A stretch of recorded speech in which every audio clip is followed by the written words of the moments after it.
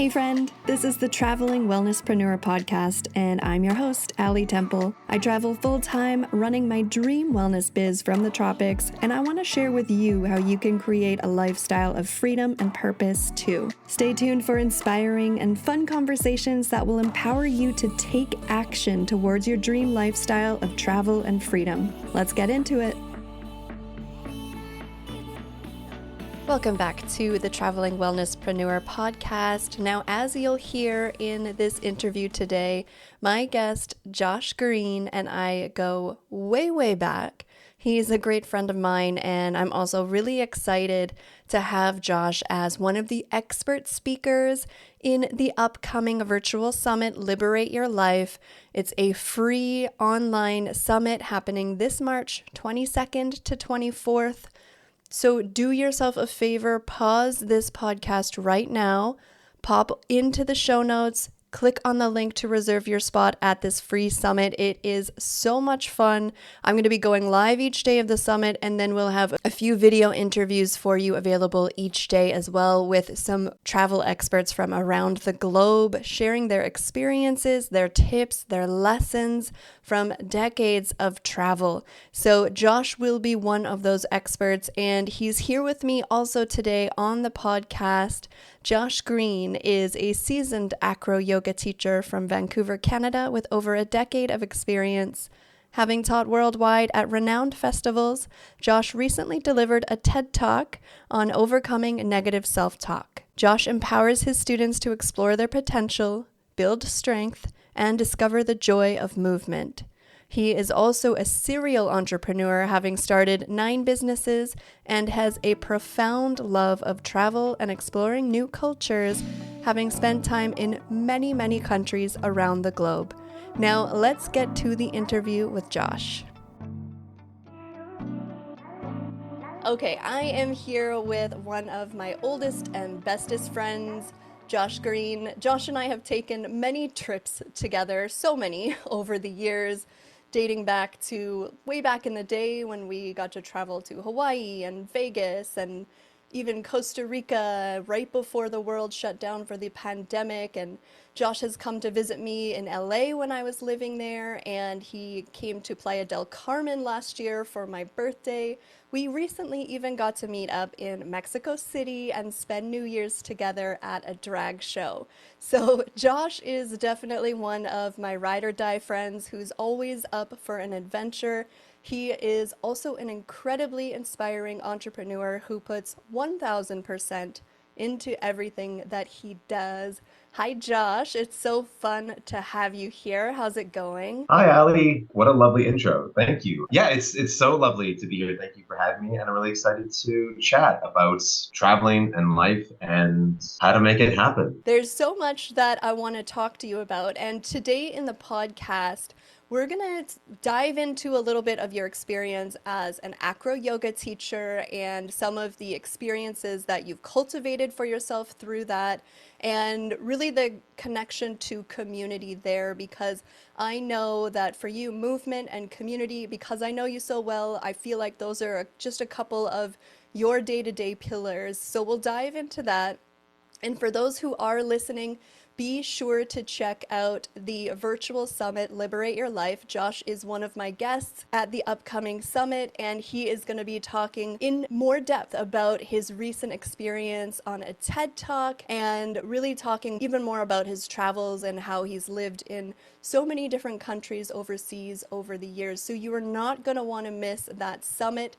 Make sure to sign up and join us and to hear more from Josh. But before we get to that, let's chat, Josh, about your love for acro yoga. And firstly, just in case there's anyone listening that is not sure what that even means or what style of yoga that is, can you just break it down for us? What is it to those who are not sure? Yeah, absolutely. I remember the first time I started telling people I was doing acro yoga, they would say, like in the water, aqua yoga? I was like, no.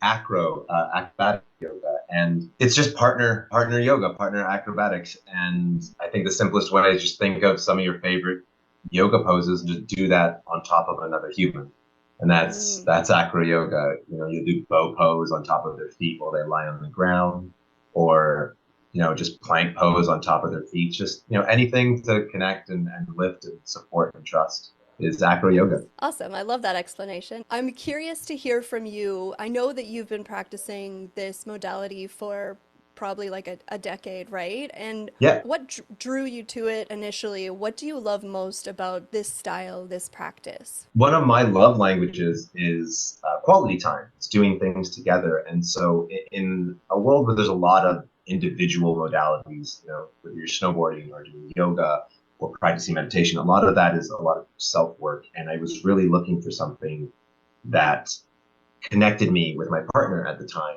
And we found acro yoga. And the second I jumped on someone's feet, I was like, this is it. This is what I want, because it Mm-hmm. builds so much trust, connection. There's the physical aspect of it too. It builds community, and so you're getting all of these things all in once. I have a friend who his entire life is dedicated in his thesis report, and like he's a clinical psychologist, and he talks about some of the best things you can do to recover from addictions or addictions recovery. And it's community, exploring your creativity, and exercise. And those three things are all in acro yoga, which is so lovely. Oh, I love that. Yeah. It's funny that sometimes we do things to get closer to other people and it just becomes such a huge part of your own life and your own journey. And yeah, that's really cool. Since you've been teaching acro and practicing acro, you've also had the opportunity, well, you've created the opportunities for yourself to go to a lot of these amazing acro yoga festivals really around the world. Can you tell us a little bit about the festivals that you have participated in so far? So, I mean, the first, like being from Vancouver, they have an Acro Yoga Festival here. And so I started here in Vancouver at the Acro Yoga Festival here. And then I started doing them in Squamish as well. And simply just like that first one, getting that first one out of the way is super helpful for content, pictures, being able to send it to other festivals to be like, hey, I've taught this. This is my like style of teaching. And so then I just heard about other festivals that people were going to through that community. Like people will come from all over the world to come to these particular festivals and see some of these teachers. So that's when I went down to Costa Rica. I went to Camp, and I did a little MC thing there, which was really lovely, and which like everyone laughed and loved it. And so once people saw that, they're like, "Can you MC my festival?" And so I did Unity Festival up in Northern BC. Then Acro Tantra down in Guatemala, and I just got accepted to do the Dutch Acro Festival too over in the Netherlands, which is great. Oh, So I'll be over amazing. there, yeah, in Cool. May, which is exciting. Yeah, it starts with just one, and then once you do that first one, you can just take whatever you learned, any photography, any pictures, any content you create, and just send it out to every. Like, there's festivals for anything, and there's a festival literally for anything, and so you can. And acro yoga is such a big community. There's not a place in a major city that doesn't have some version of it. So, Mhm. like even in Mexico City, there's a studio just called Acro Pan, which is like acro and bread.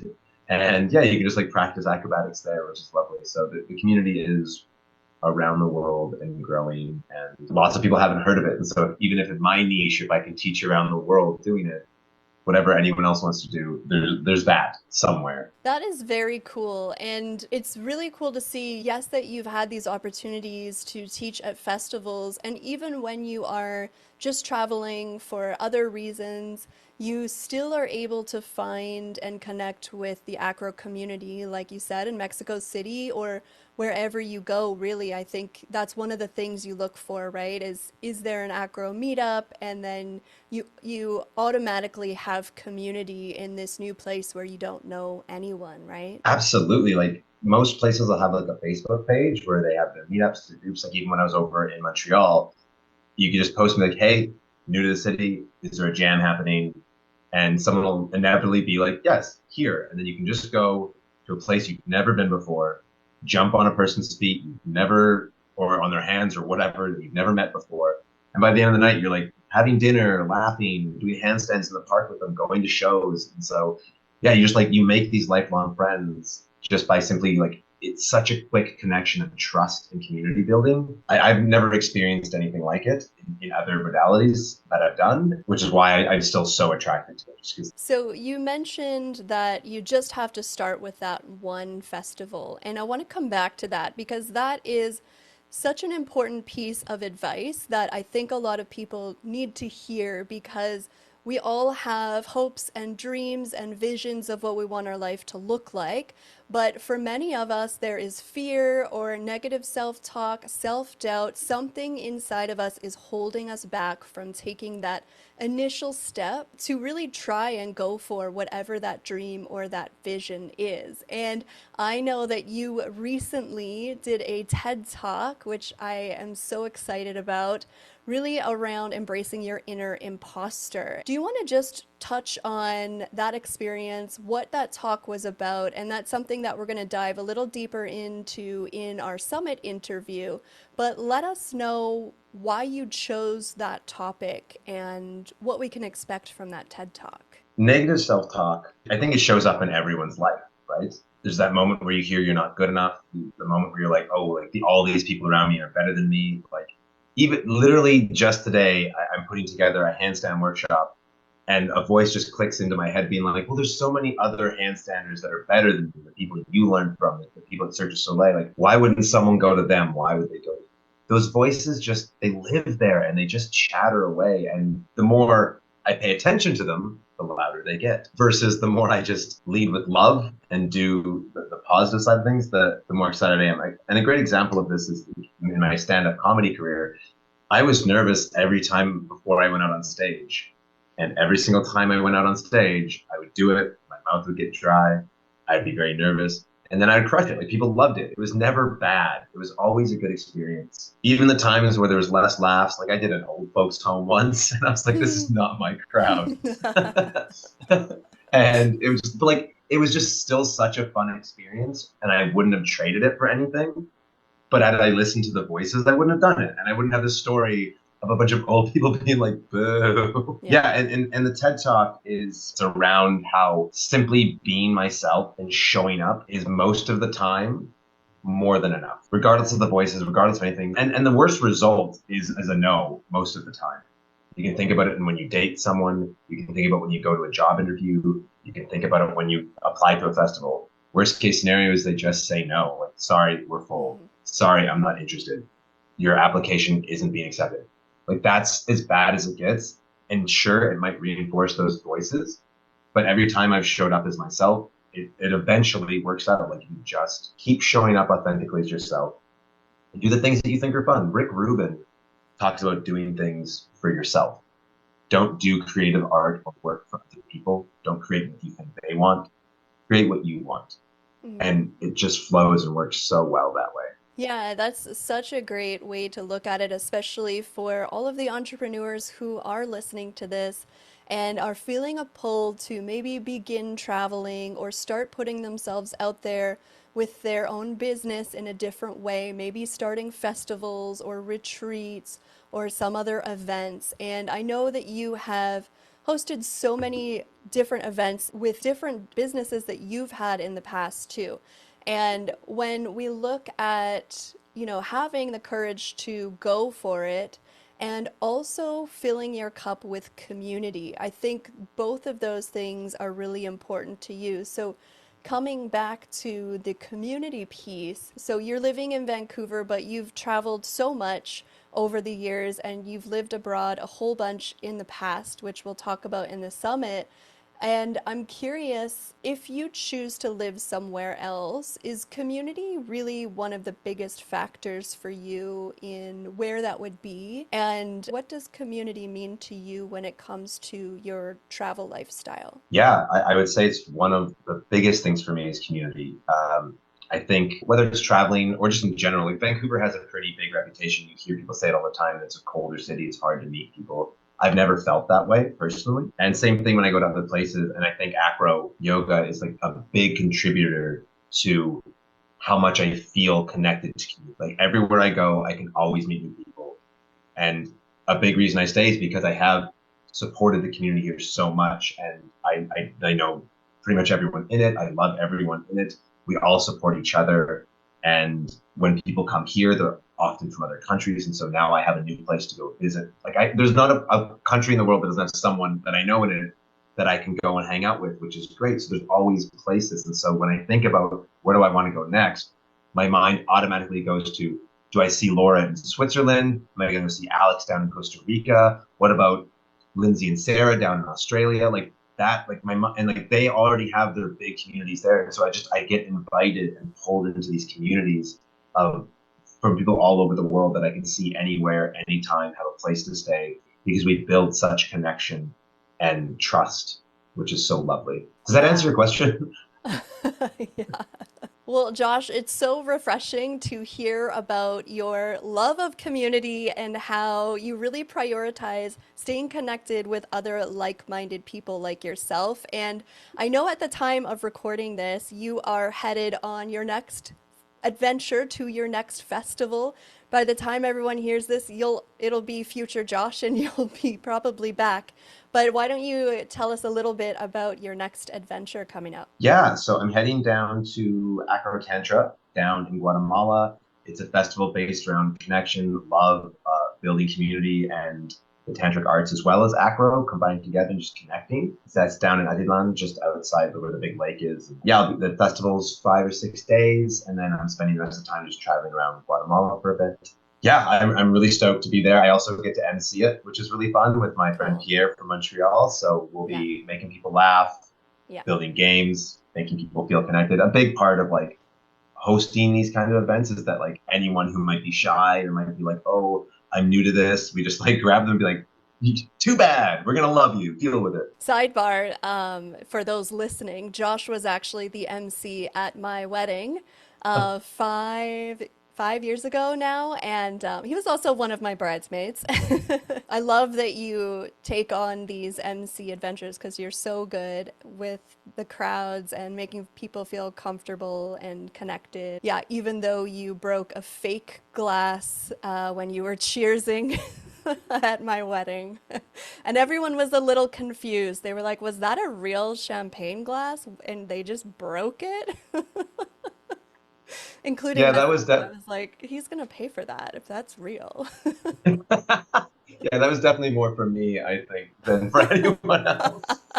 You got to make sure that you're having fun while you're doing these things as well. I hope you have an amazing time in Guatemala. What are you most looking forward to during your trip there? I think the thing I'm looking forward to the most is just meeting so many different people that are experts in what they do and sharing that knowledge back and forth. Like I love sharing my handstand practice with people and seeing the roster of people that are down there. I'm so excited to meet them, connect with them, find out like what brought them to here, how did they get so good at what they do, and just like just talking and eating really healthy food. And we get to sit around a giant long table with like 100 people eating food, like in an open forest, which is just so beautiful. So I'm really looking forward to that chill, connected vibe. I know you're going to be in your element, and I can't wait to hear how it goes. Josh, thanks so much for popping on and chatting with me today. Where can people find you? Do you want to share your Instagram? Anything else? Heck yeah, it's just at Joshua Owen Green is my Instagram. I'm always happy to chat with people, connect with them at festivals, give them any advice I can on negative self-talk because it's a big one. Awesome. We'll share that in the show notes, and have an awesome time in Guatemala, and we'll talk to you soon, Josh. Thanks, Allie. Have a great day. That's it for now. Thanks so much for joining me, and until next time, let's stay connected. Follow me on Instagram at Ali Temple Yoga. Join us in the Traveling Wellnesspreneurs Facebook group. And if you enjoyed this episode, please take a minute to subscribe, rate, and review the podcast. See you next time.